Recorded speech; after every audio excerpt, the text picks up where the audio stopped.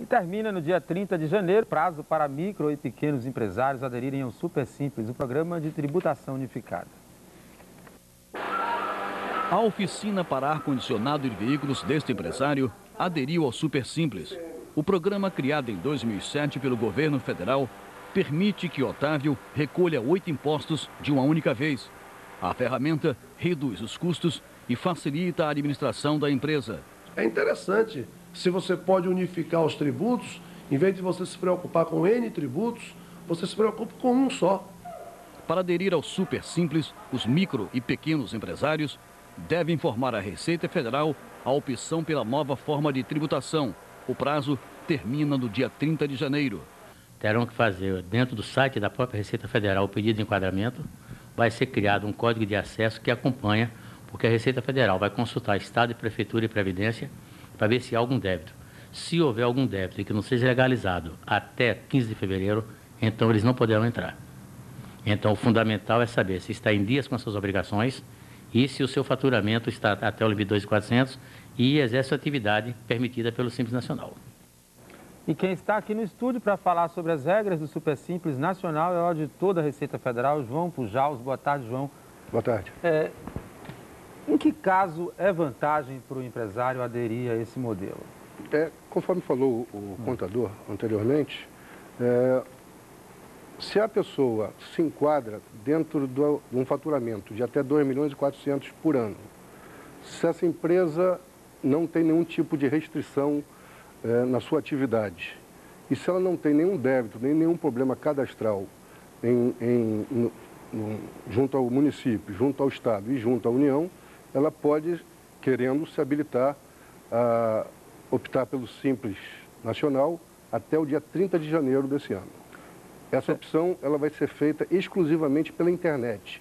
Então, não adianta o contribuinte querer ir à Receita Federal ou ao Estado ou ao município, porque essa opção só é feita pela internet. João, me diga uma coisa, é vantagem em alguns casos para empresas que tenham esse faturamento aí não aderir ao Super Simples? Pode ser vantagem ou em todos esses casos em que a empresa tem esse faturamento é vantagem? Olha, teria que fazer um estudo, mas eu te diria... O tipo de atividade pode influenciar, 99,99% é vantagem. Por exemplo, uma empresa que presta serviços, que paga muito imposto municipal, talvez não fosse vantagem aderir ao Super Simples? Não. Essa forma de tributação foi idealizada para ser vantagem para todos. Agora, em alguns poucos casos em que a empresa é pouco empregadora e é prestadora de serviço, se faz necessário fazer um estudo detalhado, porque pode ser, eventualmente ela possa pagar um pouco mais de tributo, mas em compensação ela vai ter muito menos trabalho. Conforme ele falou, você paga um documento só, que se chama DAS, ao invés de 8 ou 9. Foi criada a figura agora do microempreendedor individual. Como é que vai funcionar isso aí? Isso vai legalizar um monte de gente que está aí na informalidade, não é? Perfeitamente. Isso, mas só vai acontecer a partir de julho. Certo. Então, o microempreendedor individual, ele vai ser muito mais simplificado do que o simples. Mas isso só vai acontecer a partir de julho. Então, não adianta discutir agora, porque só em julho que vai...